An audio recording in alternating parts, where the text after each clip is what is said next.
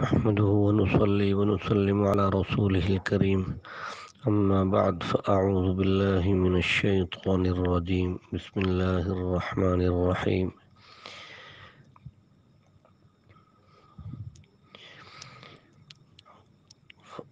فصل لربك وانحر وقال رسول الله صلى الله عليه وسلم البقرة عن 7 والجزور عن 7 أو كما قال عليه الصلاة والسلام۔ محترم بھائیوں اور دوستو، ایک صاحب نے قربانی کے ایام کے حوالے سے ذکر کیا ہے کہ کچھ لوگ یہ روایت پیش کرتے ہیں مسند امام احمد کی، ایام التشریق کلها ذبح، کہ ایام تشریق سارے کے سارے ذبح کے دن ہیں، تو گویا عید کے دن کے بعد 3 دن مزید ہیں وہ، تو لہٰذا 4 دن کی قربانی ثابت ہوئی ہے۔ 13 کی تاریخ، 13 ذو الحجہ کی تاریخ بھی اس میں شامل ہے۔ حالانکہ اگر حدیث پاک کے الفاظ کی طرف غور کیا جائے، حضرت جبیر بن مطعم صحابی کی یہ روایت، تو اس کے مطابق تو پھر 9 ذو الحجہ کی تاریخ ایام تشریق جو شروع ہوتے ہیں وہ 9 ذو الحجہ سے شروع ہوتے ہیں۔ 9 ذو الحجہ کی صبح سے تکبیرات تشریق شروع ہوتی ہیں، تو پھر قربانی 9 ذو الحجہ سے لے کر 13 ذو الحجہ کی مغرب تک رہنی چاہیے۔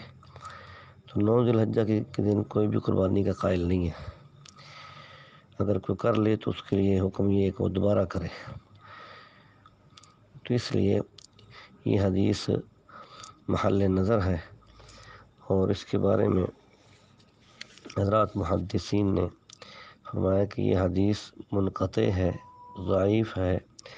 زاد المعاد لابن قیم جلد نمبر 1 صفحہ 351 پر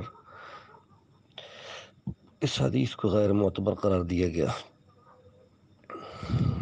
نمبر 2، محدث ابن ابی حاتم اپنے والد حضرت حاتم رحمۃ اللہ علیہ سے نقل کرتے ہیں کہ 13 ذو الحجہ کو جو قربانی جائز ہونے والی حدیث ہے، یہ موضوع درجے کی ہے، من گڑت ہے، اعلاء السنن۔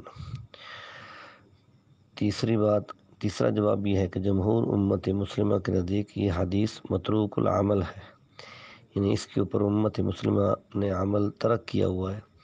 حضرات صحابہ اکرام سے لے کر آج تک کوئی ایک صحابی، کوئی اہل بیت کا فرد، کوئی امام مجتہد جس نے چوتھے دن میں قربانی کی ہو، یعنی 13 ذو الحجہ کو قربانی کی ہو، تو کوئی ایک شخص امت کا چاہیے، صحابی ہو جائے یا اس کے علاوہ اہل بیت کے فرد میں سے ہو جائے، کوئی تابعی ہو جائے، اور صحیح سند کے ساتھ اس سے یہ بات ثابت ہو، تو علامہ زاہد القوثری فرماتے ہیں جب امت کے اندر اس حدیث پر عمل ترک کر دیا گیا، چھوڑ دیا گیا، تو یہ اس حدیث کے غیر معتبر ہونے کے لیے کافی ہے۔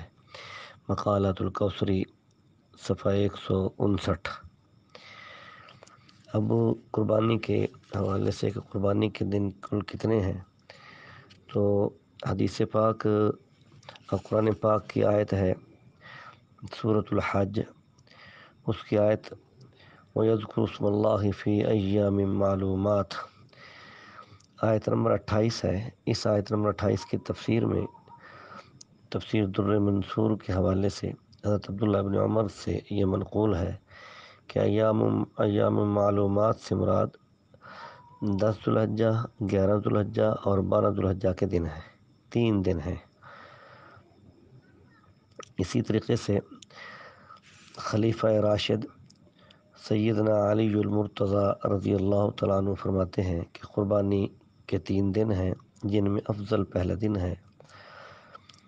ان کی روایت کے الفاظ یہ ہیں النحر 3 ایام افضلها اولها، کہ 3 دن قربانی کے ہیں جن میں سے پہلا دن افضل ہے۔ المحلہ لابن حزم جلد نمبر 7 صفحہ 377 اور موطا امام مالک صفحہ 497۔ دوسری روایت حضرت عبداللہ بن عمر کی ہے معطا امام مالک کے حوالے سے اور مشکات شریف کے حوالے سے کہ قربانی صرف 3 دن ہے، یعنی 10 ذوالحجہ کے بعد 2 دن ہے تو 3 دن بن کے روایت کے الفاظ یہ الاضحیٰ یومانی بعد یوم النحر، معطا امام مالک صفحہ 497، مشکات شریف صفحہ 129۔ حضرت عبداللہ بن عباس رضی اللہ تعالیٰ عنہ فرماتے ہیں کہ قربانی کا عمل صرف 3 دن ہے۔ عن ابن عباس قال النحر 3 ایام، المحلى لابن حزم جلد نمبر 7 صفحہ 377۔ تو یہ چند ایک صحابہ جن میں حضرت ابو ہریرہ بھی شامل ہیں، اسی صفحے پر حضرت ابو ہریرہ کی روایت بھی موجود ہے کہ الاضحیٰ 3 ایام، المحلى لابن حزم جلد نمبر 7 صفحہ 377۔ اور حضرت علی بن ابی طالب رضی اللہ تعالیٰ عنہ سے بھی ایام معلومات کے حوالے سے 3 دن منقول ہیں، یوم النحر و یومان بعدہ، اذبح فی ایہا شئت و افضلها اولها، کہ ایام معلومات سے معلوم دنوں سے مراد 3 دن ہیں، 10ویں کا دن اور 2 دن اس کے بعد، تو ذبح کر ان میں سے جس میں تو چاہے، لیکن پہلا دن افضل ہے۔ کنز العمال حدیث نمبر 12670، باب ہے واجبات الحج و مندوباتہ، اس لیے قربانی کے ایام جو ہیں وہ 3 دن ہیں۔ حضرت عبداللہ بن عباس سے بھی یہی منقول ہے، الاضحیٰ یومان بعد یوم النحر، الجوہر النقی علی البہقی جلد نمبر 9 صفحہ 296۔ اور اسی طریقے سے صحیح بخاری شریف اور صحیح مسلم دونوں کے اندر 3 دن کا ذکر ہے۔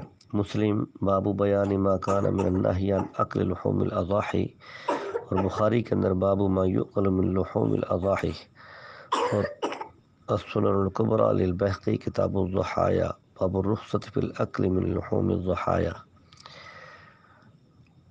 اسی طریقے سے دیگر کتب کے حوالے سے بھی فقہاء اکرام نے بھی اس کو جو نقل کیا تو وہ 3 دن نقل کیے ہیں۔ تو 3 دن کے بعد اگر کوئی قربانی کرتا ہے تو وہ قربانی اس کی طرف سے ادا نہیں ہوگی، اسے دوبارہ ادا کرنی پڑے گی۔ حضرات فقہاء اکرام جو احادیث کے معنی سب سے زیادہ جانتے ہیں، ان کے حوالے بھی ملاحظہ فرما لیں۔ البدائع للکاسانی جلد نمبر 5 صفحہ 70، فتاوی شامی جلد نمبر 5 صفحہ 276، مکتبہ مصری فتاوی عالمگیریہ جلد 5 صفحہ 295، بدایت المجتہد لابن رشد مالکی جلد 1 صفحہ 436، المغنی لابن قدامہ حنبلی جلد نمبر 11 صفحہ 411، اعلاء السنن جلد نمبر 17 صفحہ 233، تفسیر روح المعانی جلد نمبر 17 صفحہ 145۔ تو یہ حضرات فقہاء کرام کی کتب کے بھی حوالہ جات ہیں، اس لیے قربانی 3 دن ہے۔ اور اہل حدیث حضرات کے علماء نے بھی لکھا ہے، علامہ وحید الزمان شرح بخاری میں لکھتے ہیں کہ امام مالک، سفیان ثوری، امام احمد، امام ابو حنیفہ اور اکثر اہل حدیث کا یہ قول ہے، کہ قربانی 12ویں تک کرنا درست ہے۔ تیسیر الباری شرح بخاری جلد نمبر 5 صفحہ 373 اور فوائد سلفیہ صفحہ 401۔ لہٰذا 3 دن تک تو قربانی کرنا شرعاً درست ہے اور ادا ہوگی، اس کے بعد قضا ہوگی، اور قضا کے اندر خون کا بہانا جائز نہیں بلکہ زندہ صدقہ کرنا واجب ہے۔ اللہ ہدایت عطا فرمائے اور عمل کی توفیق عطا فرمائے، اور اللہ رب العزت گمراہی سے بچا لے۔ السلام علیکم ورحمۃ اللہ وبرکاتہ۔ اس پر تحریری فتویٰ بھی بھیج رہا ہوں۔